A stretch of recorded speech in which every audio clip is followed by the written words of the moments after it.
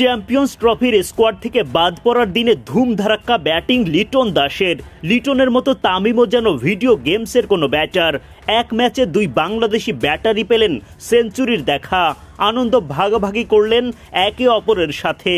ঢাকা ক্যাপিটালসের মালিক শাকিব খানের জন্য যেন নতুন মুভি মুক্তির চেয়েও বেশি আনন্দের একটা দিন।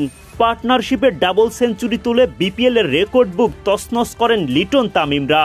এমন ব্যাটিং তো ভক্ত হিসেবে আপনার হৃদয়ে গেঁথে থাকবে। রবিবার বিপিএল এর দিনের দ্বিতীয় ম্যাচে মাঠে নামে দুর্বার রাজশাহী ও ঢাকা ক্যাপিটালস। টস জিতে আগে বোলিংয়ের সিদ্ধান্ত নেন রাজশাহী অধিনায়ক এনামুল হক বিজয়।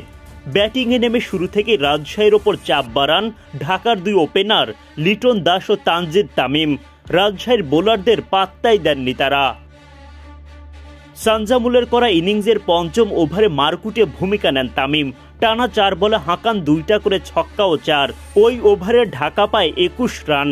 অপর প্রান্ত থেকে লিটনও হাঁকান একের পর এক বাউন্ডারি। পাওয়ার প্লের 6 ওভার শেষে ঢাকা পায় 59 রান।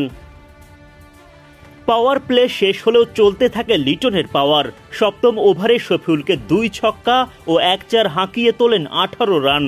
সাব্বির হোসেনের বলে ডিপ মিড উইকেট দিয়ে ছক্কা হাঁকিয়ে 50 পূরণ লিটনের। চ্যাম্পিয়ন্স ট্রফির স্কোয়াড থেকে বাদ পড়ার দিনে ব্যাট উঁচিয়ে ধরার প্রয়োজনীয়তা অনুভব করেননি এই ব্যাটার, বরং দলের রান বাড়ানোর দিকেই মনোযোগ দেন।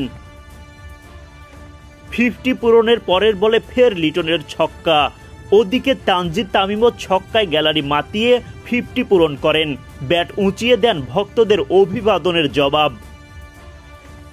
ইনিংসের 12তম ওভারে মেহরবকে পরপর 2 বার সীমানার ওপারে পাঠিয়ে সেঞ্চুরির দিকে এগিয়ে যান লিটন।